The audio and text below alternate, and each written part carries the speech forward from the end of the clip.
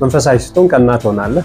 ጤና አዳሙ ለምን ታደርጋለህ? ሰዎች እኮ ሎሚንና ጥቁር አዝሙድን ቀላቅለው ይወስዳል። ፌጦን ከማር ጋር አድርጎ ሰው ይወስዳል። ሁለት አምላክ የለም፣ የምናመልከው አንድ አምላክ። ከአዳም ጀምሮ በሄኖክ ዘመን ነው ያስኳቸው ነገሮች መፍትሄ ይሰጣሉ አይሰጡም መመዘን መረጋገጥ መቻል አለን። እጄ ላይ ከ50 ሺህ በላይ አለ ዶክመንት። ሰው እኔ ከሰጧቸው ሕክምና በኋላ ድናቸዋል አልዳናቸው የሚለው እኔ አላረጋግጥላቸው። ማንነታቸውን ለስክሪን ማጋለጥ ስለማልፈልግ ነው እንጂ በየቀኑ ስለነሱ ብቻ የምንሰራ ቢሆን ማአት አለ። የባንክ አካውንቶችን ከፍተዋል።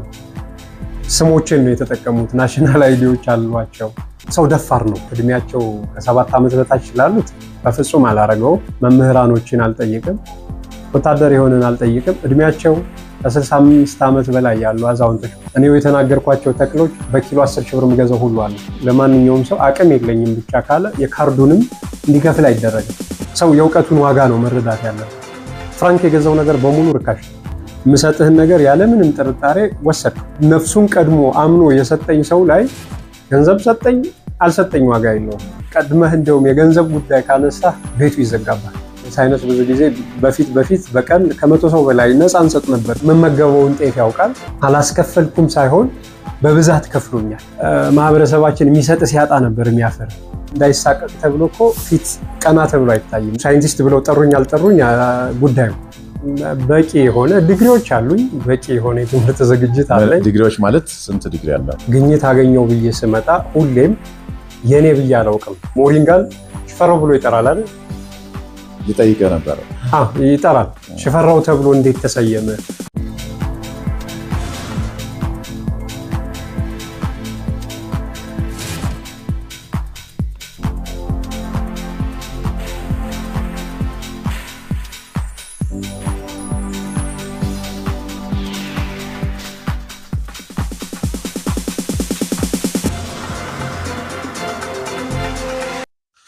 ሰላም ጤና ይስጥልን። እንዴት ሰነበታችሁ? ውድ የገበያነው ቻናል ቤተሰቦች፣ ዛሬ አዲስ እንግዳ ይዤ መጥቻለሁ። ሻይ ቡና ይጀምራል ማለት ነው። እንግዳዬ በተለያዩ ማህበራዊ ሚዲያዎች ላይ የምታውቁት ሰው ነው። አንድ ታዋቂ የሆነበት ሙያ ያለው፣ ግን ከዛ ውጪ በጣም ብዙ ልናቅለት የሚገባና ምናልባትም ልንጠቀምበት የሚገባ ብዙ ችሎታዎች ያሉት ሰው ነው። ዛሬ እንግዳ አድርጌዋለሁ። በቀጥታ ወደሱ በወስዳችሁ ነው የሚሻለው።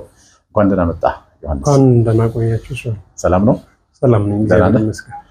እንዴት ነህ? ስራ እንዴት ነው? ስራ እግዚአብሔር ይመስገን። እኛ የምናውቀው ስራ የኸርባል ሜዲሲን ላይ በጣም ፎከስ አድርገን እንደምትሰራ እኔ በቲክቶክ ነው መጀመሪያ ያየሁና ከዘመናዊ ሳይንስ ጋራ እያገናዘብክ ገለጻ ስታደርግ ነው ትኩረቴን ስበህ። ከዛ በኋላ ነው መከታተል የጀመርኩት። ከዛ አንጻር ምን እየሰራ ነው አሁን? ያው የኛ ኢትዮጵያኖች እንግዲህ ከተፈጥሮ የተሰጠንን ለጋስነቷን ከዘመኑ ጋር እያነጻጸርን ዘመናዊ የምንላቸውንም ክህሎቶች እየጨመር ተጠቃሚነታችን እንዲሰፋ፣ ሰው ደግሞ የኔነት ተሰምቶት እንዲጠብቃቸው አሁንም እየጣርኩ ነው ያለሁት። ከዚህ ከኸርባል ሜዲሲን በሌላ ዓለም በጣም ጥቅም ላይ የሚውል ከዘመናዊው ሳይንስ በተጓዳኝ ምናልባትም ዘመናዊ ሳይንስ የማይሸፍናቸውን ቀዳዳዎች የሚሸፍኑ ብዙ ነገሮች ያሉት ነውና የኛስ ሀገር ምን አይነት ነው ብለህ ነው የምታስበው? በዘርፉ ላይ ብዙ ስራ ተሰርቷል ማለት አይቻልም እኛ ሀገር ላይ። ምክንያቱም እኛ ላይ የምንሰጣቸው ታይትሎች ልክ ስላልሆኑ ዘርፉን እንደ አንድ መስክ ስላላሳደግ ነው። ግን ማህበረሰቡ ከተፈጥሮ ያለውን ተጠቃሚነት በረጅም ዓመት ባለው ይሄ የመወራረስ ልማድ እየተጠቀመበት ነው የምናየው። እስካሁንም ያሉ በምግብ ገበታችን ያለየናቸው ከሽንኩርት ጀምሮ ዳማከሴ እና ሪቲ እነዚህ ነገሮች በረጅም ጊዜ ሰው በራሱ ልምድ ይዟቸዋል። ግን ዘርፉን በተናጠል ሳይንስ ስንል ሳንከፋፍለው ስነ ህይወትን ማወቅ ራሱን የቻለ የሳይንስ ዘርፍ ስለሆነ እጽዋቶች ደግሞ በዛ መደብ ውስጥ በዛ ዘርፍ ውስጥ የሚጠኑ ስለሆነ ሰዎች ቫልዩ አድ እንዲደረግባቸው በደንብ ቢሰራበት አጠቃላይ እንደ ሀገር ሌሎች ሀገራት አሁን ራሱን ዘርፉን ያሳደጉት የኸርባል ሜዲሲኑ ላይ እንደ ምሳሌ ልንጠቅሳቸው የምንችሉት ሀገራት በራሳቸው እውቀት በራሳቸው በሆነ ግንዛቤ ዘርፉን አሳድገው ተጠቃሚዎች ናቸው። ህንዶችን እንወስዳለን፣ ቻይኖችን እንወስዳለን፣ ሌሎችም ሀገራትን ስንጠቅሳቸው ዘርፉን ራሱን ነው የራሱን ሳይንስ በራሱ ስርዓት ነው አጥንተው አሳድገው ማህበረሰቡ እየተጠቀመበትና እያሳደጉት ያለ። እኛ እንዲያ ማድረግ ብንችል ጥሩ። አሁን ግን ያለን በዚህ በነባሩ ባለው ቋሚ ውርስ እንደው በልማድ ነው እየተጠቀምንባቸው ያለ። ብዙ ጊዜ የባህል መድኃኒት ተብሎ ነው ሲገለጽ የምንሰማው። አሁን የባህል መድኃኒት ሁሉ ኸርባል ሜዲሲን ነው ወይ? ሁለተኛ ይሄ ከእጽዋት ከምናምን ጋር የተገናኘ ነው አይደል? ይሄኛው ሕክምና ሞሮፍ አልተጠናም እንጂ በሳይንስ ቢደገፍ ሊደገፍ የሚችል ይመስለኛል። ግን ሰው ብዙ ጊዜ ባህላዊ መድኃኒት ብሎ ነው የሚያውቀው። ከዛ ያን ባህላዊ መድኃኒት ደግሞ ከድግምት መተት ምናምን ሁሉ ነው የሚያያይዘው እና ብዙ ጊዜ እንደውም መሪጌታዎች ነው ይሄን ስራ የሚሰሩ የሚመስለው። እስቲ ምንድነው ያለው ልዩነትና አንድነት ከመሪጌታ ስራና ያንተ ስራ? እንግዲህ ሁሉም አሁን እዚህ ላይ ነው ህክምናን ባህላዊ ብለን እየጠራን ለዘመናት ይዘነው መተናል። ባህል ስንል ምን ማለታችን ነው ጥያቄው። ባህል ሀገራችን እንደ ሀገር የቆመችባት እሴቷ እነዚህ መሰረታዊ የምንላቸው የለም ቋንቋችን ጨምሮ አለባበሳችን፣ ግብይታችን፣ ሁሉም ሃይማኖታዊ ስርዓቶቻችንን በአጠቃላይ የያዘልን እሴት ነው ባህል። ህክምና አካላዊ፣ መንፈሳዊ፣ ስነ ልቦናዊ ተብሎ ነው የሚከፈለው። ሰዎች ራሳቸውን ባዘጋጁበት ክህሎት ልክ ለሰዎች ልጅ መፍትሄ ሆነው ሊቀርቡ ይችላሉ። በእውቀታቸው ልክ ነው። ሌላው ሀገራት ላይ ስንሄድ አሁን ኢንዲጂነስ የሚባሉ ሰዎች አሉ። ከምንም ነፃ የሆኑ ከተፈጥሮ ጋር ብቻ ቁርኝት ያላቸው ተለይተው የሚታዩበት። ሀገር በቀል ህክምና ስንል ደግሞ ራሱን የቻለ ሀገራት በራሳቸው ወግና ባህል በራሳቸው ስርዓት መሰረት ያገኟቸው ክህሎቶች ናቸው። ለምን እኔና ሌላው ሀገራት በቋንቋ ስለምንለያይ ሊመሳሰል ይችላል እንጂ አንድ አይነት አይሆንም። አሁን ይሄንን ደግሞ የህክምና ስርዓት መርጌታ ይባላል። መርጌታ ማለት ምን ማለት ነው? ሰው ለነቀፌታ ሁሉ ሲጠቀሙበት። መርጌታ ማለት ምን ማለት ነው?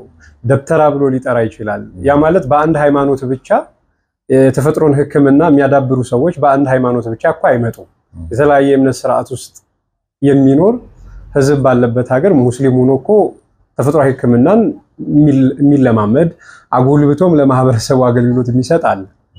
እዛም ስትሄድ ሌላ ስም ተሰጥቶት ታገኛለህ። እና እነዚህ ታይትሎች አስፈላጊ አይደለም። ሙያውን ለይቶ ማየት የቤተክርስቲያን መርጌታ ካልክ አንድ መርጌታ መንፈሳዊ አስተማሪ ነው የሚሆነው፣ መንፈሳዊ አገልግሎትን የሚሰጥ ነው የሚሆነው። ወደ ቤተክርስቲያን ስታስመጣው ቤተክርስቲያን ወንጌልን ነው የምታስተምረው። የእውቀት ምንጭ እንግዲህ የሰው ልጅ ከራሱ ልቦና እውቀትን አያፈልቅ አይደለም። ያው ተኮራርጆ እኔ ካንተ አንተ ከኔ ሌላውም እንደዚሁ ተወራርሰን ስለሆነ የምናመጣው እንግዲህ የእውቀት ሀብት መገኛው ራሱ ክርስቶስ ነው ስለምንል ቤተክርስቲያንን ምን ጠቅሳት የእውቀት ሁሉ መገኛ እሷ ናት ተብሎ ስለሚታመን የሰው ልጅ አእምሮውን ያሰፋል። በአካሉ ጤናማ ሲሆን በአስተሳሰቡም ጤናማ እየሆነ ሲሄድ ለሰው ልጅ ችግሮች መፍትሄ የሚሆን ነገር እየዘየደ ስለሚሄድ ትምህርትን አግኝቷል ብሎ ስለሚታሰብ ወደዛ መንገድ ይወሰዳል እንጂ ይሄ ነገር የሰው ልጅ በመጣበት የህይወት ጉዞ እስካሁን ራሱን አለማምዶ ለችግሮቹ ያገኛቸው መፍትሄዎች ተዳምረው ነው ህክምናን ህክምና ያስባሉት። እነዚህ የምናያቸው ሁሉ የሰው ልጅ ግኝት የምንላቸው እውቀቶች በሙሉ ችግሮቻችን ልንፈታ መፍትሄ ስንፈልግ ያገኘናቸው ክህሎቶች ናቸው።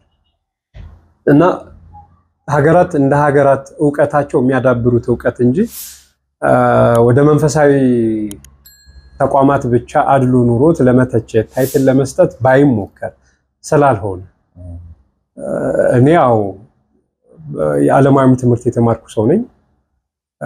መንፈሳዊ እውቀት ላይ ያን ያክል ጠንካራ ባልባልም የካህናት በቤታችን ካህናቶች ናቸው። አባቴም አሃቴም እንደዚሁ በቤተክርስቲያን አስተምህሮት ላይ ትልቅ ቦታ የሚሰጣቸው ትልቅ ስም ያላቸው ወላጆች ተገኝቻለሁ። ያገኙትን እውቀት አውርሰውኛል። እሱንም ዓለማዊውንም እውቀት በጋራ በማድረግ ያወኩትን ነገር እያጋራው ነው ያለው። የማጋራበትን መንገድ ደግሞ መረዳት ያስፈልግ ነበር። ይሄ ኮሜርሻል አላደረኩትም። ይሄ ነገር ይሄ ነው፣ የኢትዮጵያ ነው፣ የኛ ነው፣ ስንጠቀምበት ጥቅም አለው፣ ሀብታችንን እናድርገው ነው እና እነዚህ ነገሮች ተለይተው ቢታዩ ደስ ይለኛል። አንድና ልዩነታቸው በዚህ መንገድ የመጣ ስለሆነ ሰዎች ለያይተው ማየት ያስፈልጋቸዋል። ከሟርቱ ጋር የሚያያይዙ ሰዎች አሉ። ይሄ ከእርኩስ መናፍስት ጋር የሚያያይዙ ሰዎች ላለመጠየቅ ተመርምሮ እንዳይጠናባቸው ለመፈለግ መሸሸጊያ ፍለጋሉ። ፕራክቲካሊ የሚሞከሩ ነገሮች ይተግበሩ ሲባል ታሳያቸዋለህ። አይ ከመንፈሳዊ አሰራር ጋር ስታቆራኘው ግን ልታጠነው ስለማትችል ልትገልጠው ስለማትችል አንተም ደፍራ አትገባበትም። እሱም እንደ ማምለጫ መንገድ ይጠቀመዋል። አመጣጡን በስነ ስርዓት አይቶ የሚጠቅመው ትክክለኛ የሆነ ውጤታማ ነገሩን ማብቃትና ለሰው ማትረፍ ነው እንጂ መንፈሳዊ ነገር ጋር ይቆራኛል ወይ ከመንፈሳዊ አስተምሮት ጋር ተሰስራለው ወይ ከተባለ ሐሳብህ ነው። መንፈሳዊ ስትሆን ቀና ትሆናለህ። በመንፈሳዊ አስተምሮት ስትሞላ ለመልካም አገልግሎት ልታውለው ትችላለህ። ጎጂ ነገሮችን በሙሉ ልትረሳ ትችላለህ። እንደዚህ ደግሞ ማንነትህን የምትገነባበት ነው የሚሆነው።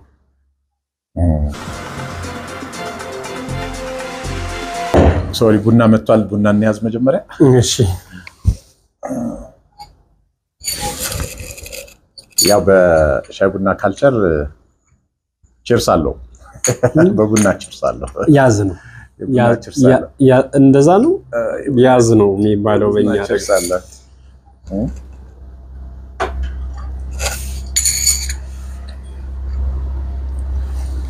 ጤና ደግሞ ለምን ታደርጋለህ? ለምን ታደርጋለህ? እኔ ቴስቱን ለመቀየር ብቻ ነው ተጠቀም። ጥቅምና ጉዳቱን ሳታውቅ ተነትነው እንደምትችል አውቃለሁ።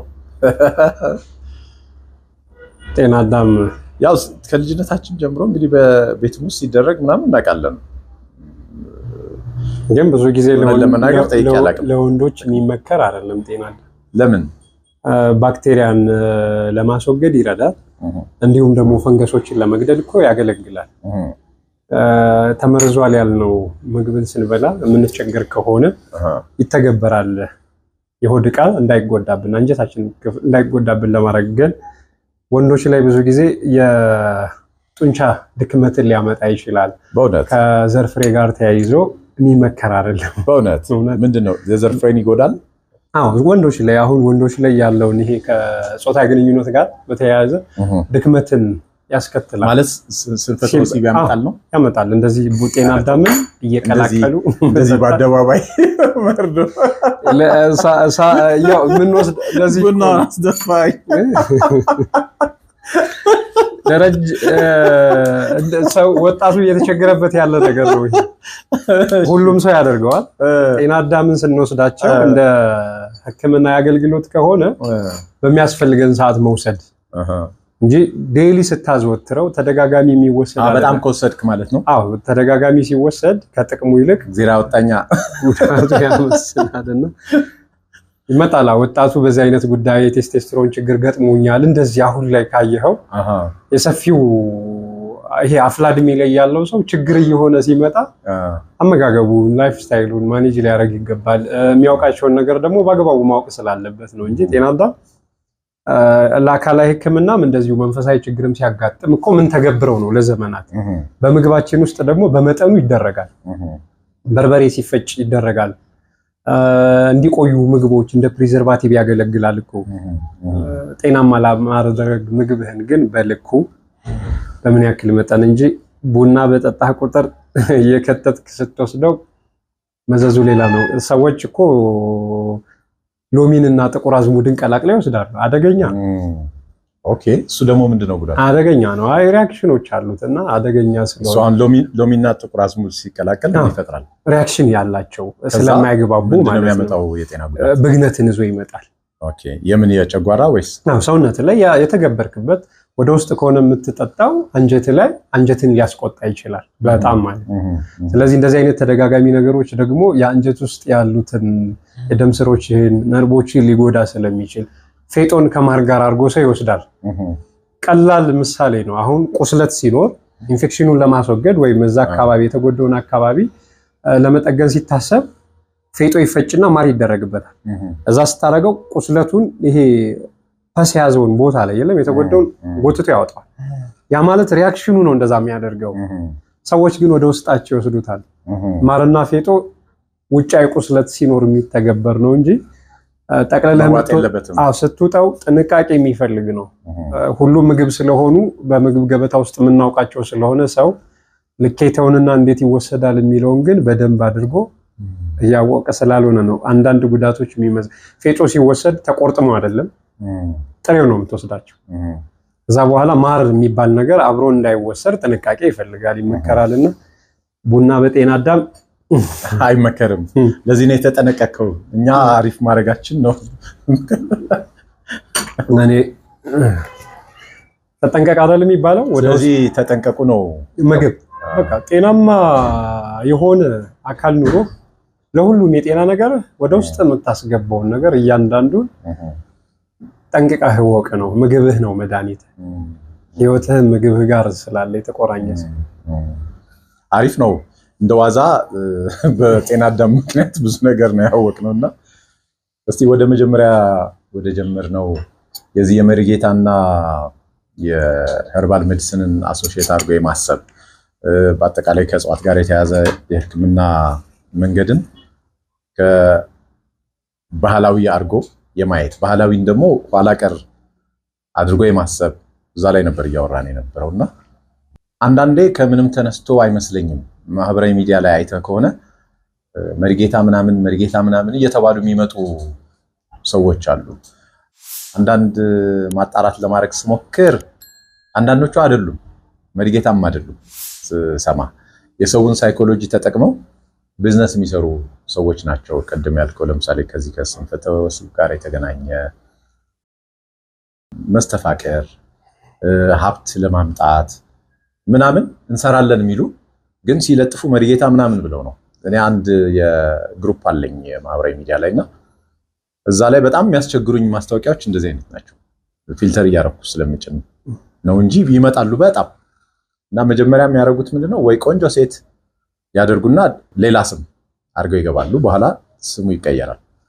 አንዳንዶቹ ደግሞ ቀጥታ መሪጌታ ምናምን እንትን የሚፈውስ እንትን የሚያድን የሚቀራቸው የህመም አይነት የለም መስተፋቅርና ሀብት ለማፍራት ምናምን ሁሉ የሚል አለውና እንዴት ነው የምታያቸው አንተ? አሁን ይሄ ላይ ቀላል ነው ሰው ለመረዳት ማህበረሰባችን ይሄን ጉዳይ ለመረዳት በጣም በቀላሉ መንገድ እንደነዚህ አይነት ጽሁፎች ሲጻፍ ያያል። ሀብታም አረጋለሁ ይልሃል። ሀብታም አረጋለሁ ብሎ ካንተ ምንድነው የሚወስደው? ብር ነው። ግልጽ እኮ ነው። አንተን ሀብታም ከሚያደርግ ለምን አንተን ገንዘብ ይጠይቃል? ሀብታም የሚያደርገው መንገዱን ተጠቅሞ ለምን እሱ አይበለጽግበትም? እቁብ ላውጣልህ ይልሃል፣ ሎተሪ ይውጣልህ ይልሃል። ሎተሪ የሚያወጣልህ ከሆነ ጃክፖቱን ለራሱ ለምን አይወስድም? እና እነዚህ አይነት አታሎሾቹ በብዛት ቴሌግራም ላይ ስካሚንግ የሚሰሩ ሰዎች ታዋቂ ሰዎችን ገጽታ በሚያጠፋ መንገድ እነሱን መስሎ በመቅረብ ማህበረሰባችን ላይ ይሄ ሳይኮሶሻል የምንላቸው የለም እነዚህ ነገሮች በስነ ስርዓት ማህበረሰባችን ላይ ግንዛቤው ማሳደር መሪጌታነን ብለው የሚመጡት ፍቃዱን ለመውሰድ እንግዲህ መንግስት በዚህ ጉዳይ ላይ የሚያደርገው ምንድነው ማህበረሰባችን ከተፈጥሮ ያለውን ተጠቃሚነት እንዲሁም ደግሞ ተፈጥሮን ለመጠበቅ ይሄ ዕውቀት አለን የሚሉ ሰዎችን ዕውቅና ይሰጣል። ሰው ካለው የተፈጥሮ ተጠቃሚነት ግብአት እንዲያገኝ ስለሚታሰብ በዛውም ደግሞ ዕውቀት አለን የሚሉ ሰዎች ዕውቀታቸው ከትውልድ ወደ ትውልድ የሚተላለፍበት መንገድ ነው ተብሎ ስለሚታሰብ ግን ጥናት ተደርጎ ነው የሚጨበጥና የሚዳሰስ ነገር ያላቸው ሰዎች ላይ ኑ አሳዩ እናያቸው በራሳቸው እና ጎልብታቸውና ሌብል ተደርጎ ሀገርም ተጠቃሚ ትሆን። መርጌታ በሚል ስም ብቻ አይደለም በተለያየ የእምነት ስርዓት ውስጥ ባሉ ሰዎች በሙሉ እንደነዚህ አይነት መፍትሄዎችን እንሰጣለን ብለው ሰዎች ሲመጡ ችግሮቻችን ለምን ታዲያ መፍትሄ አላገኙ? እንደዛ ከሆነ በአንድ ቀን ለረጅም ጊዜ ክትትል ተደርጎባቸው ያውን በቂ ውጤት የማታመጣባቸውን የጤና ችግሮች በአንድ ቀን መፍትሄ እንሰጣቸዋለን ሲባል ታያለህ። ይሄ ደግሞ የማህበረሰባችን ግንዛቤ ያንን ዘርፍ የተጠቀሙበት እነዚህ ሰዎች ከተጠያቂነት ነፃ ለመውጣት ለማረጋገጥ ባለሙያ ይፈልጋል፣ በዘርፉ ያለ ባለሙያ።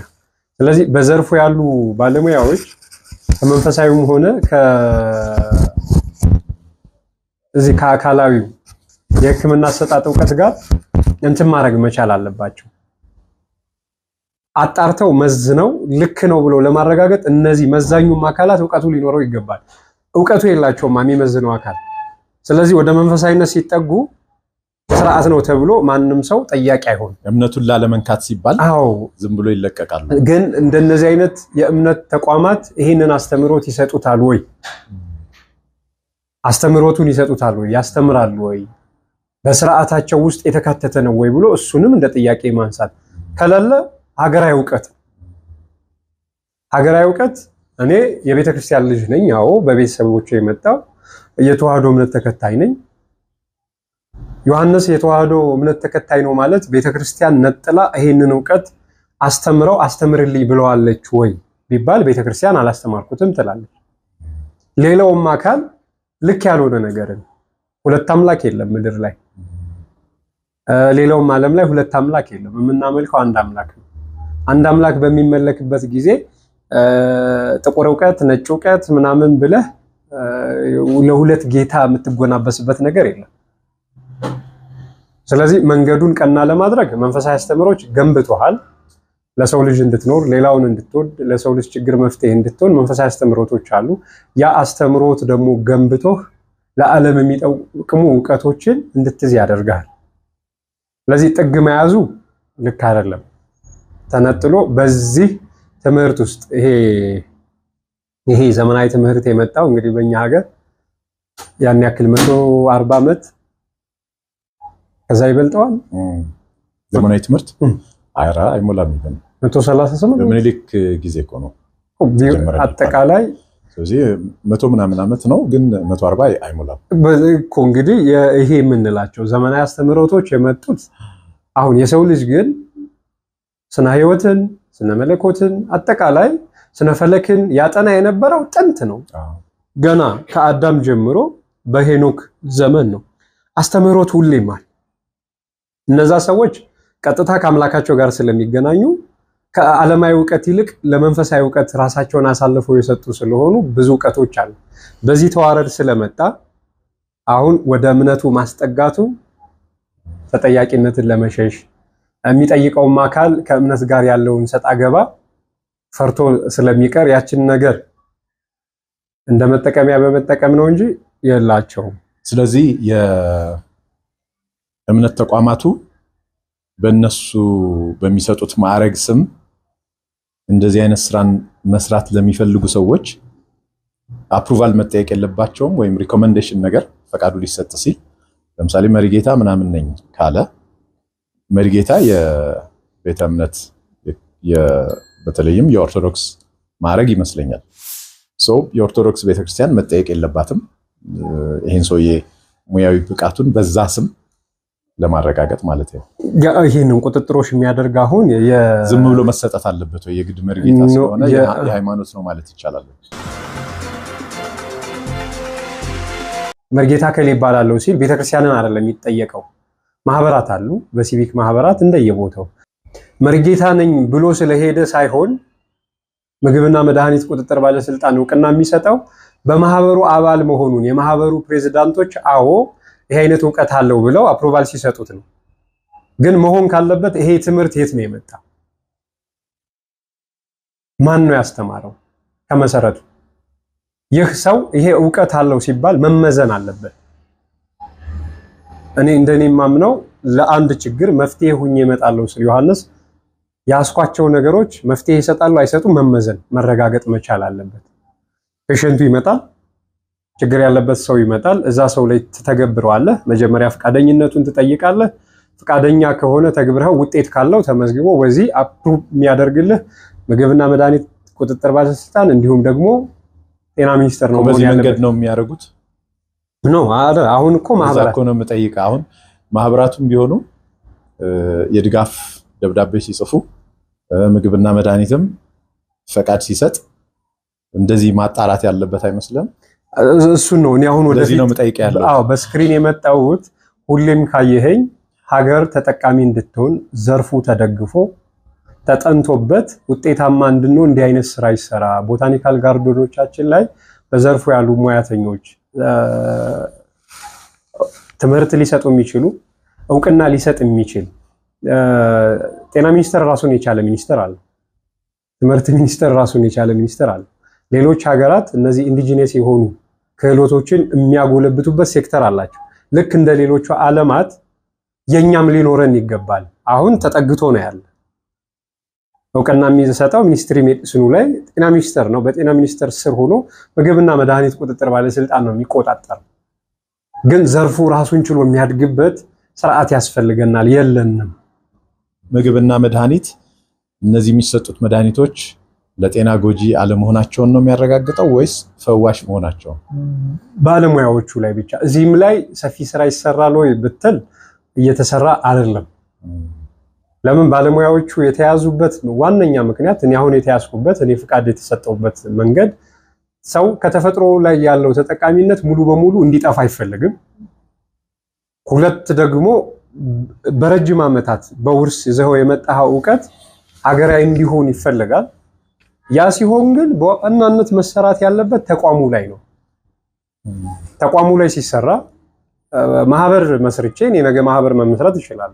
በእርግጥ የኛ ቋሚ ማህበር ቢኖረው እንደ ደሸት ቢኖረውም ማህበር የሆነ ሰው ማህበር ይመሰርታል፣ የሆነ ሀገር ላይ ሄዶ ማህበር ይመሰርታል። ያ ማህበር እውቅና ከተሰጠው በኋላ በስሩ የያዛቸውን አባላት በዘርፉ በሙያው እንዲሰማሩ እውቅና ይሰጣቸው ብሎ ደብዳቤ ይጽፋል። ደብዳቤውን አይተው እነሱ ፍቃድ ይሰጣሉ። ኢንስፔክሽን የሚወጡ ሰዎች፣ ክትትል የሚያደርጉ ሰዎች ዘርፉ ላይ እውቀት ሊኖራቸው ይገባል።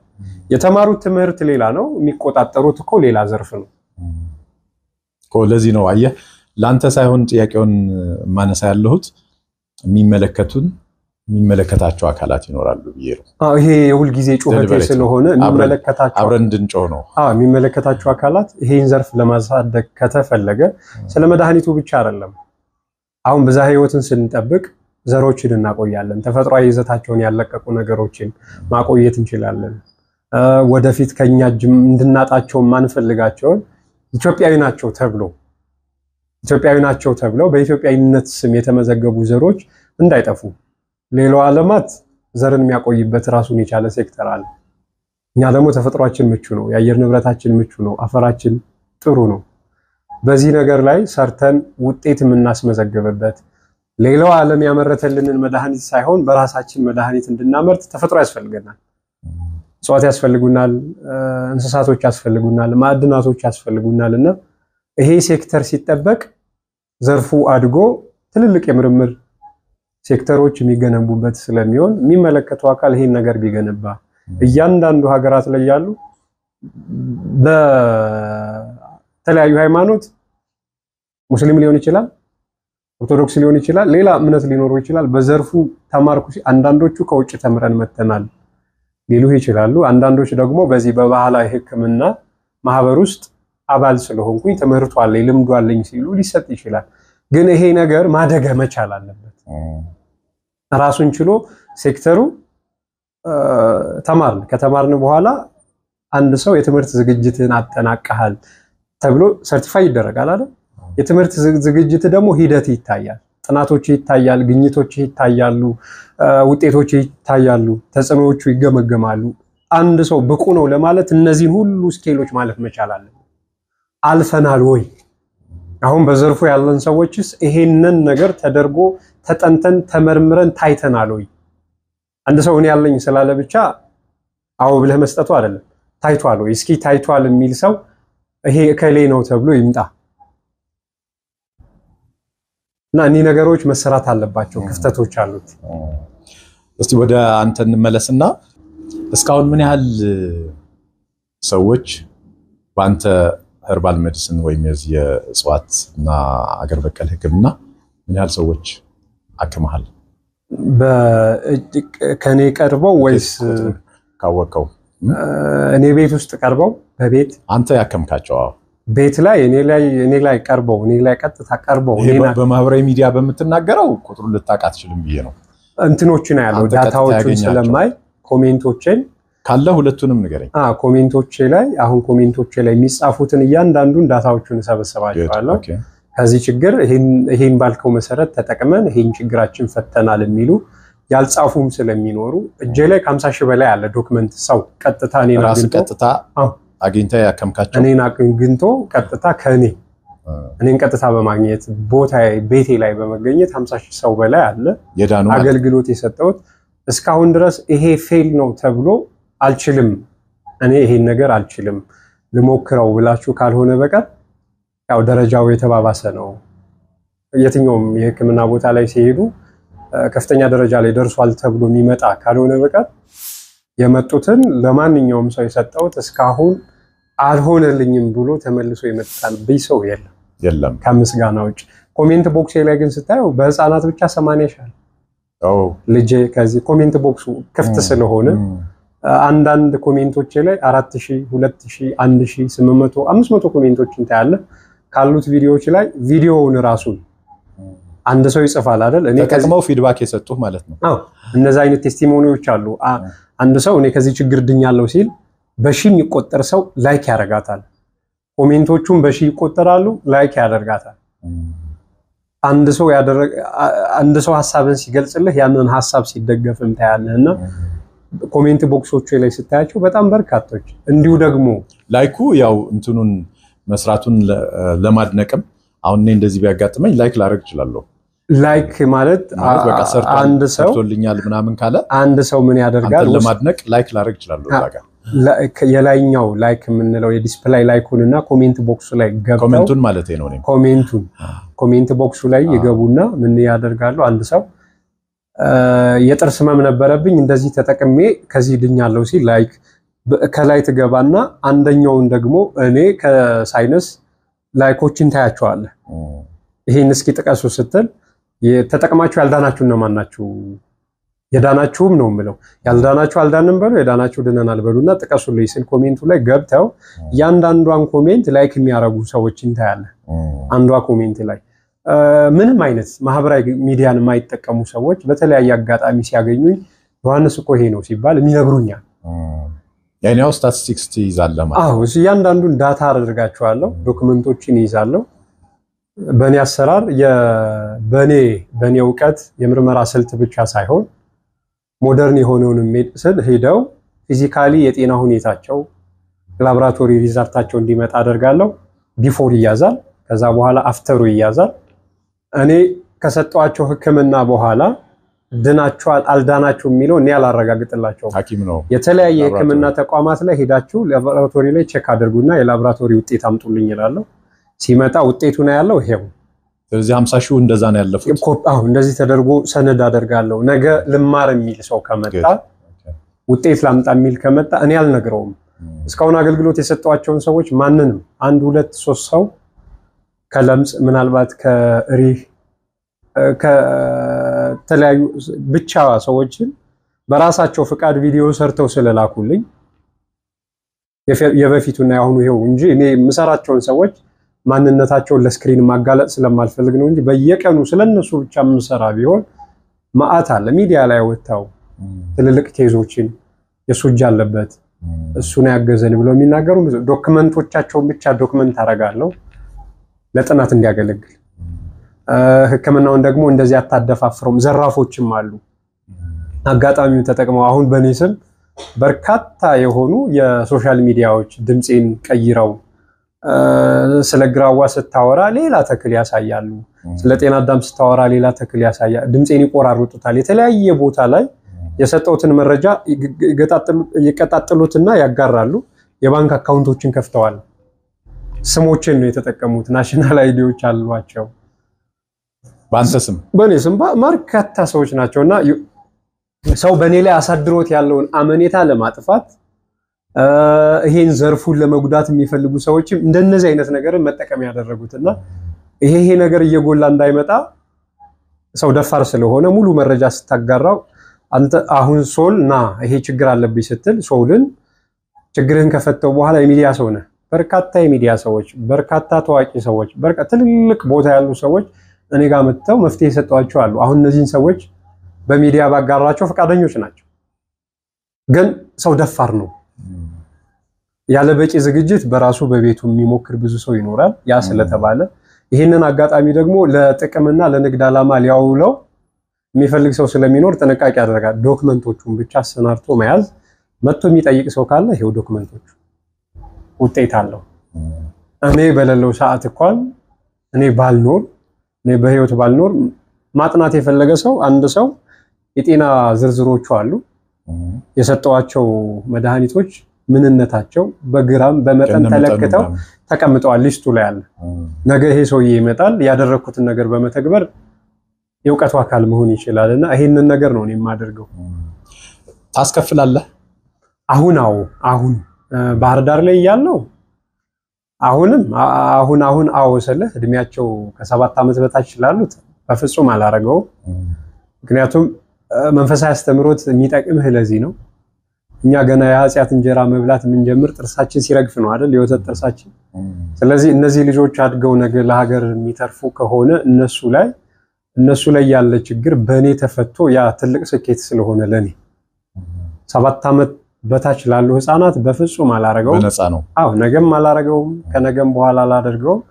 እንዲሁም የጤና ባለሙያ ሆኖ የትኛውም የጤና ባለሙያ ሲመጣ ማንነቱን ከገለጠ እኔ የጤና ባለሙያ ነኝ ካለኝ ካሳየኝ ጭራሽ ሂሳብ አይጠየቅም። መምህራኖችን አልጠይቅም፣ ወታደር የሆነን አልጠይቅም። እድሜያቸው ከ65 ዓመት በላይ ያሉ አዛውንቶች በየትኛውም የህይወት መስመር ነው ጠይቄ አላውቅም። አሁን ግን ልጠይቃቸው ዝግጁ የሆንኩባቸው ሰዎች አሉ። አቀባበላቸው ልክ ስላልሆነ በራሳችን እውቀት እንኳን ችግሮቻችን ሳንፈታ ከ500 ከ600 ሺህ ብር በግል ያዋጥቼ ያሳከምኳቸው ሰዎች ቅበላቸው ልክ አይደለም።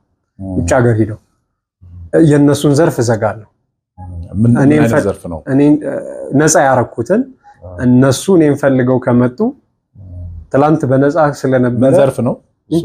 ዘርፉ ምንድነው? በኔ ዘርፍ ላይ በህክምና ዘርፍ ላይ ያለን ሰው እስካሁን ድረስ በነፃ ነበር ማገለግለው። መዋጮ ሁሉ አዋጣለሁ ለሁሉም ሰው እየገባው ነው። በሀገር ውስጥ የማይሸፈን የጤና ችግር ሲያጋጥም እንዲያውም ብዙ ፍራንኮችን ከኪሴ ሁሉ አወጣለሁ። ዘርፉ ይደግልን፣ የራሳችን ችግር በራሳችን እንፍታ የሚል መርህ አይደል ያለኝ። ዘርፉን የማሳደግና የመቀበል ሐሳብ የላቸውም። ስለዚህ ዘመናዊ የሚባለው ህክምና ውስጥ ያሉ ሰዎች በየትኛውም አቅጣጫ ካየህ አሁን ላይ ዘርፍ ይደግ አይደል የሚል ዮሐንስ ዘርፍ ይደግ ባለ ቁጥር በሁሉም ጎን ያለ ሰው ሐሳቡን ሊቀበል ግድ ይለዋል። በተፈጥሮ መንገድ ያለው፣ በባህል ህክምና መንገድ ያለው፣ በዘመናዊ ህክምና መንገድ ያለውም ሰው ይጠናልንና ይረጋገጥልን የሚል ሐሳብ ነው እንጂ አታክ ማድረግ አይጠበቅበትም። በሁለቱም ዘርፍ ያለው ሰው ይሄን አይነት ሐሳብ ካለው እኔን ራሴን ነው እያጋለጥኩ ያለሁት። የኔ ሐሳብ ይሄ ስላልሆነ የመጣውበት ችግራችን እንፍታ፣ በራሳችን ይሟላ። ሌላው ዓለም ላይ ያለ ዕውቀቶች በሙሉ ሀገራት በራሳቸው ክህሎት፣ በራሳቸው ጉልበት፣ በራሳቸው አቅም ያዳበሩት ነው። እኛም እንደነሱ መሆን እንችላለን። ምንድነው ማድረግ ያለብን? መዋሃድ ነው ያለብን። ሰው ሁሌም ከጎደለ ነገሩ ላይ ነው የሚሰራው። የኔ ጎደሎ ነገር እኔ ሊሰራ ነው የሚገባው።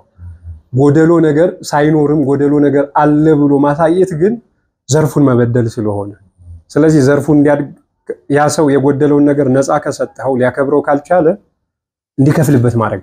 አደናቃፊ የሆኑብህን ነው ማለት ነው። አደናቃፊ የሆኑበትን እስካሁን እኔነትን ለመግለጽ ነፃ አድርጌዋለሁ። አይ ከፈለከው ፈልገው ስትመጣ ትከፍላለህ።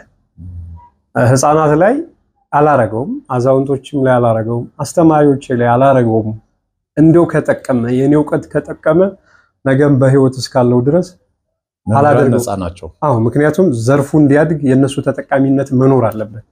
ያውቁታል፣ ይረዱታል፣ ይጠብቁታል። አስተማሪ ማለት ማንኛውም የመደበኛ ትምህርት አስተማሪ፣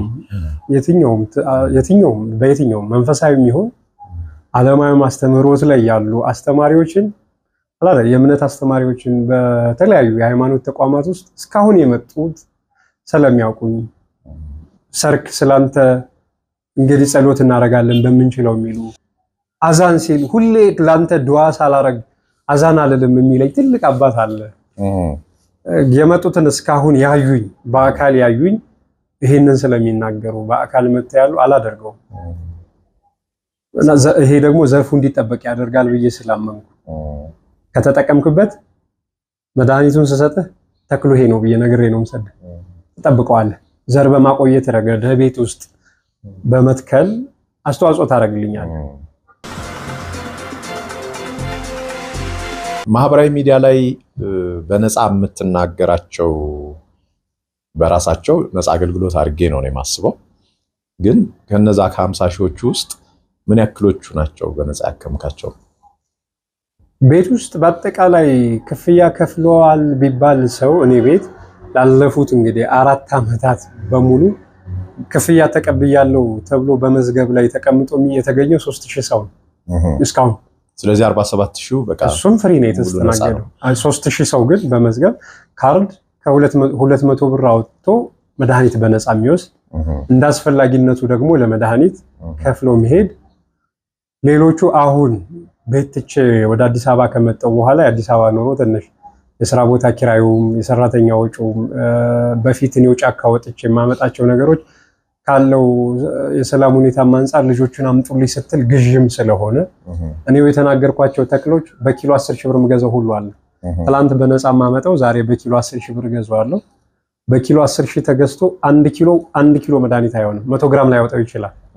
ተጣርቶ ለይተህ ስታወጣውና እንደነዚህ አይነት ሲኖሩ 2,000 ብር ከፍለው መድኃኒት በነፃ ሰዎች እንዲሁም እንዳስፈላጊነቱ የለኝም ያለ ሰው በግልጽ አፍ አውጥቶ እኔ የለኝም ካለ ልጆቹም አያረጉም፣ ሂሳብ አይጠይቁም። አቅም የለኝም ብሎ ይናገር። ለማንኛውም ሰው አቅም የለኝም ብቻ ካለ የካርዱንም እንዲከፍል አይደረግም። አለኝ ይችላልው ካለ እንደው እኔ የምቸገረው አቅም አለን ብለው የሚያስቡ ሰዎች ወረፋ ቅድሚያ እንዲሰጣቸው ይፈልጋሉ። ነገር ሁሉ በገንዘባችን ይሆናል ብለው ያስባሉ። እኔ ቤት በገንዘብ አይሰራም። ብዙ ጊዜ ያለኝ ነገር የምትኩራራበት ነገር አይደለም። የራሴ ብለህም አይደለም። ተፈጥሮ ናት የሰጠችህ። ተፈጥሮ እንዲህ አይነት መመጋገቦችን እያሳየችህ እያስተማረችህ የመጣህበት ስለሆነ እንጂ ይሄ ሁሉ ሰው መጥቶ ታክሟል። 3000 አሁንም ዶክመንት ተደርጎ ቤት ላይ አለ። ትራንዛክሽን ቢታይ የባንክ አካውንቴ ላይ ትራንዛክሽን ላይ ቢታይ እነዚህ ሰዎች ከ200 ብር 2000 ብር በስጦታ መልኩ ሰዎች ስለሰራህ ጥሩ ስለሰራህ ብለው በምስጋና መልኩ ደግሞ የሰጡኝ ብዙ ነገሮች የተለያዩ ነገሮች በስጦታ መልኩ የመጡ አሉ። ከሆነላቸው በኋላ እናመሰግናለን። አሁን በልዩነት 50 ሰዎች የማይሆኑ በልዩነት ክሪቲካል የሆነ ኬዝ አለን። ወረፋ እንይዝም። ወረፋ ከምንይዝ የተለያየ ቦታ ላይ ከምንይዝ ብለው የተለየ ክፍያ ከፍለው እሱም በእኔ ሳይሆን እዚህ መካከላችን አለ ካሜራ ማያየው እሱ ያመጣው እዚህ ስትኖር መስራት ስላለብህ የትም ቦታ ላይ የሕክምና ወጫቸው ከፍ ያለ ሰዎች አሉ። ከቻልክ እነዚህን ሰዎች መክፈል እንችላለን ብለው በራሳቸው ፍቃድ እንዲከፍሉ የተደረገበት አለ። እቺ አሁን ናት ለሳምንት ተደረገች። ከለከልኩ፣ አቆምኩት። አይሆንም። ለምን? ምክንያቱም ዕውቀትህን በሸጥከው ቁጥር ራስህ እያነስክ ነው የምትሄደው። ሰው የዕውቀቱን ዋጋ ነው መረዳት ያለበት። ፍራንክ የገዛው ነገር በሙሉ ርካሽ መግዛት ሽያለው ብሎ ሰው አስቦ ከመጣበት በራሱ አንተነትህን ያቀላል። የህይወት ፍልስፍና ደግሞ በገንዘብ የምትገዛው ነገር በሙሉ ርካሽ። መጀመሪያ ሰውነቱ ይቅደም፣ እዛ ኃላፊነትህን ወቅ።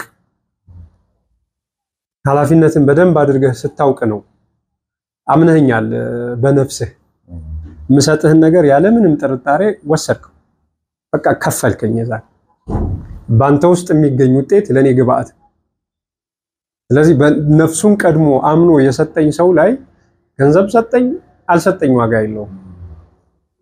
እኔ ገንዘብ እኔ ጋር ተገኘ አልተገኘ ምንም የሚያመጣው ነገር ስለሌለው ይሄንን ለሳምንት በልዩነት ቪአይፒ ሰዎች ይስተናገዱልን።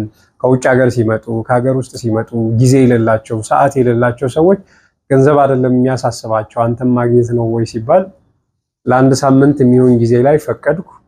በተናጠል ቅዳሜ እነሱን ማየት ጀመርኩ። 10 ሰው አድርጌ ከለከልኩ። እነሱንም አይሆንም። ለምን ራስህን ያሳጣሃል? ከፍዬብሃለሁ ሲል ደግሞ ሰው መብት ነው የሚያደርገው። እንደከፈለብህ ሲያምን መብቱ ያደርገዋል። ያ ደግሞ ጭነት እያበዛብህ ነው የሚመጣ። ስለዚህ አንተ ጋር በቃ ሰው መረዳቱ ነው ቅድሚያ የሚሰጠው ማለት ነው፣ ገንዘብ ቢኖረውም ባይኖረውም። መጀመሪያ ማስቀድማቸው ነገሮች ቢኖሩ እኔም ብሎ የመጣ ሰው መርዳት እችላለሁ ወይ፣ ለሰውየው ችግሮች መፍትሄ ማበጀት እችላለሁ ወይ የሚለው ነው እኔ ጋር የሚቀድመው። ኖረህ አልኖረህ በእኔ ሚዛን እኩል ነህ። ሰው ሆነህ እስከመጣህ ጀርባ ማነህ የሚለውን ነገር አላጠናም። ምንም ሆነና ሰው መሆንህ ብቻ ለኔ በቂ ነው። ወዳጅም ሆነና ጠላትም ሆነና ሰውነት ነው የሚቀድመው። ችግሮችን እሰማለሁ። እኔ ጋር የገንዘብ ቀድመህ እንደውም የገንዘብ ጉዳይ ካነሳህ ቤቱ ይዘጋባል። ለችግሮች መፍትሄ መሆን ትችላለህ ወይ ብለህ መጀመሪያ ምክሩ ነው የሚቀድመው። እዛ ልጆች እኔም አይደለም አሁን አዲስ አበባ መጥቼው ቤቱ ላይ ክፍያ እንዲኖር ቃድ አልነበረኝም። እኔ ሰዎች 1000 ብር ይክፈሉኝና የምችለውን ነገር ላደርግ የሚል ሐሳብ ነው የነበረኝ። በኋላ በቀን የምሰጠው ነገር ግዢ እየጨመረ ሲሄድ በየቀኑ ይመጣሉ። ከቤት አገልግሎት ሰጥቻቸው በክትትል የሚመጡ ሰዎች ከኔ መተው ወስደው ለጉረቤት ይሰጣሉ። እንደውም አንዷ ናት የነገረችኝ የሳይነስ እሰጣለሁ። የሳይነስ ብዙ ጊዜ በፊት በቀን ከ100 ሰው በላይ ነፃ እንሰጥ ነበር ከባህር ዳር እየላክ ቤት የመጡ ሰዎች ምዝገባ ቆሟል ሲባሉ በእነዛ ሰዎች ይጠቀሙ ነበር። መተው ይወስዳሉ፣ ይሰጧቸዋል። እኔ እኮ ካንተ መጥቼ የምትሰጠኝን ሰጥቼ ለሰዎች ጥቅምም አግኝቼበታለሁ፣ ሳንቲምም አግኝቼበታለሁ፣ አመሰግናለሁ ስትል እንዲህም አለ እንዴ እንደዚህ ይደረጋል እንዴ? እና እንደዚህ አይነት ነገሮችም ነበሩ። እነሱንም ስርዓት እያሳስኳቸው ናቸው። ግን የሚቀድመው ሰውነት ይቀድማል። አንተ የሌለህበት ዓለም እኔም አልኖርም። ለምን ገረመኝ መሰለህ? ትልልቅ የሚባሉ የሕክምና ተቋማት ቅድሚያ የሚሰጡት ገንዘብ ስለማስያዝ ነው። ከሱ አንፃር አስቤው ነው ማለት በአቅም ደረጃ ካየው እንግዲህ በብዙ ሚሊዮን የተቋቋመ ተቋም ነው። የሆነ ሰው ባይከፍል ሌሎች ሰዎች ይከፍሉታል ያንን ወጪ። እንዲህ ግሎባሊ ማሰብ ከቻልን ማለት ነው። አጠቃላይ ወጪውን ስናስብ የ10 ሰው ከፍሎ ከሆነ 11ኛው ሰው ነፃ ብታክመው ብዙም የሆስፒታሉን ጥቅምም ጥራቱንም የሚያናጋ ነገር አይፈጠርም። ግን ብዙ ጊዜ የሚጀምሩት ይሄን ያህል ብር አስይዙ ከሚል ነው። አንተ እንደ አንድ ግለሰብ ይሄን ተቋቁመ ጫና እንደሚኖረው እረዳለሁ። በተለይ አዲስ አበባ ከመጣ በኋላ እንዳልከው ተከራይተህ ምናምን መሰለኝ የምትጠቀመውና አልፈተነህም ወይ? አዎ የሱማ እንትኖቹ ብዙ በዙሪያ ደግሞ ብዙ ኃላፊነት ይኖራል። አሁን አዲስ አበባ ላይ ስትመጣ እንደኛ እንደ ክፍለ ሀገሩ እንደ ባህር ዳር አይደለም። ባህር ዳር በእግርህ ተጉዘህ ቤት ትደርሳለህ። በእግርህ መጓዙ ብቻ አይደለም፣ የትራንስፖርት የምታወጣቸው ወጪዎች ኮመንሊ 10 ብር በላይ ላታወጣ ትችላለህ። ታክሲ ትገባለህ፣ ከወጣህበት እስከ ቤት ልትመለስ 20 ብር ነው ልትጨርስ የምትችለው። አዲስ አበባ ላይ እኔ ከስራ ቦታ ከመኖሪያ ቤቴ እስከሚሄድ ድረስ ራይድ ብጠቀም 400 ብር 800 ብር የደርሶ መልስ ይኖረዋል። አጋጣሚ በወጣ እንቅስቃሴዎች የምታረግባቸው ወጪዎቹ ይጨምራሉ። በዙሪያ ቤተሰብ አለ፣ አንተም ብሎ የሚመጣ ሰዎች አሉ። የነሱ ኃላፊነቶች ተጨማምረው ወጪያቸው ከፍ ይላል። እንደዛ ሲሆን ደግሞ ጎልማሶ ይከፍላል። ጎረምሳው አቅም አለኝ የሚለው ይከፍላል። ምስጋናው ደግሞ ከዛ በላይ ነው። ብዙ ጊዜ እኔም አላስታውሰው እሱም ያስታውሰኝ አሁን ከመጣው አዲስ አበባ ከመጣው ጊዜ ጀምሮ የምመገበውን ጤፍ ያውቃል። ጭኖ የሚያመጣልኝ በሕክምና ብቻ ያገኘሁት ዛሬ 3 ዓመት አካባቢ ለሕክምና ወደ ታይላንድ ሊወጣ ሲል አጋጣሚ እንደዚህ አይነት ልጅ አለ ብሎ ቤት መጣ። ባህር ዳር እያለሁ መድኃኒት ሰጠሁት። መድኃኒት ሰጥቼው ሙሉ በሙሉ ድኗል። እና ሂሳብ መድኃኒት እንደሰጠሁት ሂሳብ ሊከፍል ሲል አይ ግድ የለም እስኪ ስትድን ታመሰግነኛለህ ብዬ ሰድጄው ነበርና ከዓመት በኋላ የኔ ቤት ጋር የሚኖር ዶክተር ጓደኛ አለኝ። ጉረቤቴ ዶክተር ነው፣ ሜዲካል ዶክተር ነው። እሱ ጋር በጣም ይተዋወቃሉ። ይሄኛው ዕቃ ስለሚያስመጣ ባህር ዳር ያው ዕቃ ያስመጣል። ዕቃ አስመጪዎች ናቸው። ንግድ ላይ የተሰማራ ነውና እሱ ጋር በጣም ይተዋወቃሉና አብረን ማታ ማታ የምንቀመጥባት ያው አካባቢ በህብረት የምትቀመጥበት ቦታ አለ አይደል? እዛ ላይ ተቀምጠን እያወራን እያለ ስልኩ ይጠራል። የዶክተሩ ጓደኛዬ እንደዚህ የሚባል ሰው ውለታ ነበረብኝ እንዴት ልክፈለው ሲለው ጆን አብሮኛል ለማግኘት ከፈለክ ብሎ አገኘሁት። ላገኝህ አለኝ። ስራ ቦታ መምጣት ትችላለህ እኮ ስራ ቦታ ቀይሬ ነበር። አይ ወደ ደሸት ተመልሻለሁ አሁን ደሸት ነኝ ና አልኩት። መጣ። ጧት ነው የመጣው። ወረፋ ጠበቀ። 10 ሰዓት አካባቢ ደረሰው ገባ። ላመሰግነውም ነው አላለም። ወረፋውን ቁጭ ብሎ ነው ሲጠብቀው አለ ቤት። እሺ እዛ ገባ። የዛሬ ዓመት መጥቼ ነበር ወደ አንተ አለኝ። መድኃኒቶች ሰጥተኸኝ ነበር። አሁን የጤና ሁኔታ ሁሉ ነገር ሰላም ነው፣ ግን ሳላመሰግንህ አሁን እንደዳ ነው የማየው ምን ያክል ጊዜ ወጪ እንዳወጣው አንተ ስለማታውቅ። ስለዚህ እንዳመሰግንህ ብሎ 10,000 ብር ነው 10,000 ብር ሰጠኝ። እሱንም ለምን ትሰጠኛለህ ታዲያ ካመሰገንከኝ ክብሩን ፍቅሩን ሰጠኝ ለምን ገንዘብ አረከው? ማንም ሰው እኮ ተመልሶ አልመጣም ወደኔ አንተ አደረከው አልኩት። እሱ ከቤት ያልወጣ የሚያስፈልገኝን ነገር ጠይቄው አላውቅም። እንዲያውም አሁን ያቺ ትንሽ ውለታ ሸክም የሆንኩበት ያክል እስኪሰማኝ ድረስ ወንድምነቱን ያረጋል ነው የሚባል ወንድምነቱን ቤተሰብነቱ እያንዳንዱን ነገር ቤት ላይ ስራ ትቶ ፋብሪካዎቹን ትቶ እኔ ጋር ይውላል። እንደነዚህ አይነት ሰዎችን ይሰጣል። እዚህ መጥቼ እሺ ይበድልህና እንዲጠግንህ የሚባል አለ። አንዳንድ ሰዎች አሁን ልጅህን እያየኸው ነው በዙሪያ ይላሉ ሰዎች የሚያደርገው ሰፖርት አብረውኝ ስላያቸው ብቻ የሚያደርገው ሰፖርት ትልቅ ነገር ነው። ሌሎችም የሥራ ቦታ ካስፈለገ ይሄ እኔ ፈቅድልሃለሁ ስራ የሚሉ ሰዎች እንዲህ አይነት ነገሮችን ይዞ ይመጣል። አላስከፈልኩም ሳይሆን በብዛት ከፍሎኛል። ፍቅርን አግኝቼበታለሁ። ስለኔ የሚጨነቁ ሰዎችን አግኝቼበታለሁ። ገንዘብን አለማስቀደሙ ቫልዩ ይሄ ነው። እኔ ባልኖር ዮሐንስን የሚያስታውሰው ሰው አለ። በአደባባይ የሰጠዋቸው መድኃኒቶች ይሄ እንጨት ለዚህ ይጠቅማል፣ ይሄ ተክል ይሄ ጥቅሙ ነው ያልኩት ለልጅ ተመርጦ ነው የሚሰጠው። ለዘመናት ያዳኑ ሰዎች ሊኖሩ ይችላል። በአደባባይ ግን ይሄ ተክል ለዚህ መድኃኒት ነው ስሙ ከሌ ይባላል በአይነትም ይሄ ነው ብሎ ያስታወቀ ያሳየኝ እጆ መጥቻለሁ። ይሄ ነገር ደግሞ የበለጠ ነገር እንዲከፍለኝ ስላደረገ አልተከፈለኝም አያስብልም። ፍቅርን ያገኘውባቸው ብዙ አለ። በጥቅምም አልተጓደለብኝም። ላደረክልን ነገር ብለው የሰጡኝ ብዙ ሰዎች በዙሪያ ያሉ 2-3 የማይሞሉ ሰዎች ከግላይ ጥቅም አኳያ እንደው ቢያኮርፉም እነሱም ሲገባቸው መመለሳቸው ስለማይቀር ይሄንን ስላገኘውበት ህፃናት ይሄ ሕክምና እንዲያ ነው መሆን ያለበት። በፊት በእኛ ሀገር እንዲያ ነው እኮ የጤና ጣቢያ ስትሄድ በነፃ ነበር አይደል የምንታከመው። አሁንም ወደኋላ አሁን አላቅም ያለበት አሁንም ቢሆን አንድ 5-6-7 ዓመት አሁንም ቢሆን ከ5 ዓመት በታች ያሉ ህፃናት መድኃኒት ሳይቀር የመንግስት ሆስፒታል ውስጥ አይከፈልም ነበር እኮ። አሁንም ቢሆን እኮ የመንግስት የጤና ተቋማት ላይ በብዛት ብዙ ነገሮቹ በጤና መድን ተብለው የዓመት 1500-800 ብር ከፍለህ የትኛውንም ነፃ ህክምና እንድትታከም ነው የምታደርገው።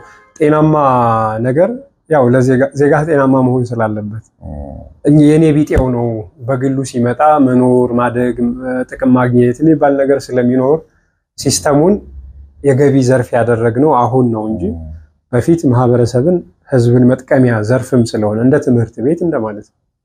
የጤና ሴክተራችን አንደኛው የምንደገፍበት ጎን ስለሆነ ጤናማ ማህበረሰብ ሲኖር ጤናማ አስተሳሰብ ደግሞ ሀገርን ስለሚገነባ ጥቅሙ ይሄኛው ስለሚበላ አይ ላይክ ዛት እንደ መንግስት እኮ ማሰብ ነው የገረመኝ። ማለት መንግስት ሊያስብ የሚገባው ነገር ነው የምታስበውና እሱ ነው የገረመኝ። ከምን የመጣ ነው?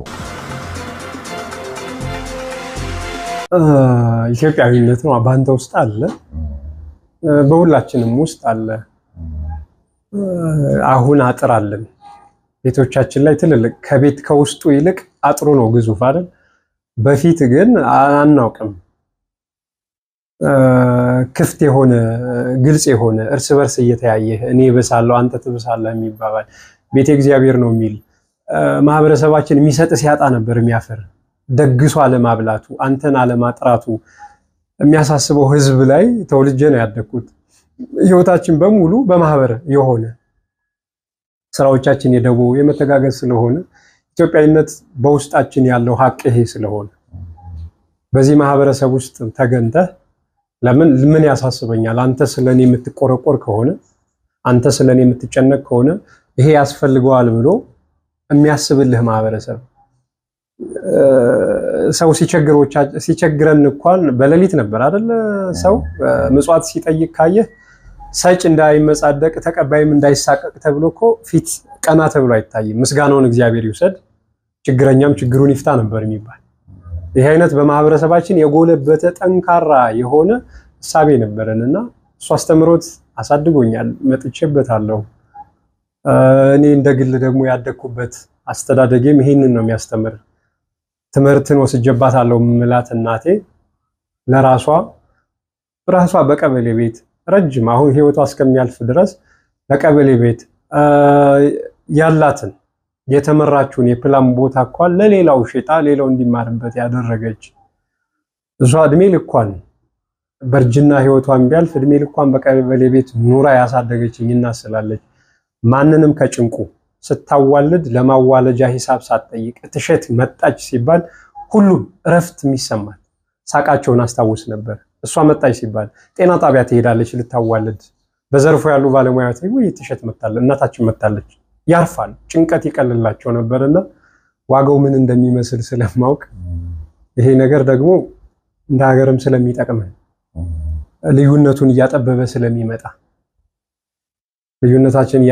ስለሚመጣ ጠቃሚ ነው ብዬ ስላሰብኩበት ነው የማደርገው።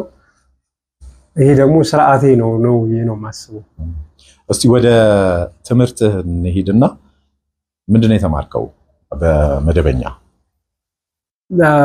ይጣረሳሉ ተደጋጋሚ ነገር ተናገርኳቸውና አሁን ሙሉ በሙሉ ትኩረቴ ሀገር በቀል ዕውቀት ስለሆነ ሀገር በቀል ዕውቀት የምንላቸው ደግሞ ኢትዮጵያኖች ይዘዋቸው የመጧቸው የረጅም ዓመት የሳይንስ ዘርፍን ስለሆነ ያስኩት በሱ ስለሆነ መለያ መፍጠር የምፈልገው ሕክምናው ሀገር በቀል ሕክምና ዘመናዊ ዕውቀቶች ላይ ዘመናዊ ትምህርት ላይ ያገኟቸውን ነገሮች እንደማረጋገጫ ሪፈረንስ ለመስጠት ሲባል እጠቀምበታለሁ እንጂ ትኩረቴም እያንዳንዱ ነገሬ ምክንያቱም በእኔ መንገድ መምጣት የሚፈልጉ ሰዎች እኔን የትምህርት ዝግጅት ብሰጣቸው አሃ ነው እንዴ ይሄኛው ዘርፍ አለ እንዳያዘናጋቸው ሀገራዊ ዕውቀቶች ሜካኒካል ኢንጂነሪንግ ብረት መስራት ነው ብዬ ስናገር እኛ ቀጥቃጭ ነው መባል ደስ እያለኝ ዮሐንስ ቀጥቃጭ መባል አይከፋኝም።